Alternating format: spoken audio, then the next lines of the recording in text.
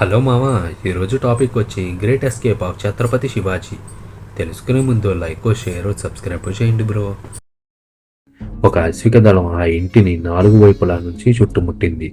కాసేపటికే మరికొందరు సైనికులు అక్కడికి చేరుకున్నారు.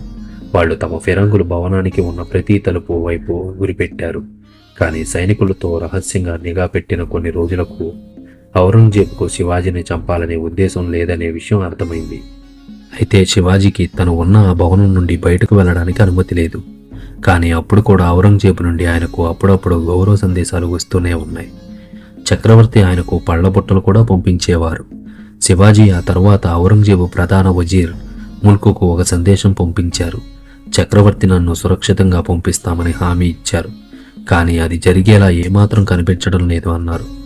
తనను చంపడానికి తగిన సాకు కోసం ఔరంగజేబు వేచి చూస్తున్నాడని, కోపంలో ఏదైనా చేసేలా తనను మెల్లమెల్లగా రెచ్చగొడుతున్నారని శివాజీకి అర్థమైంది.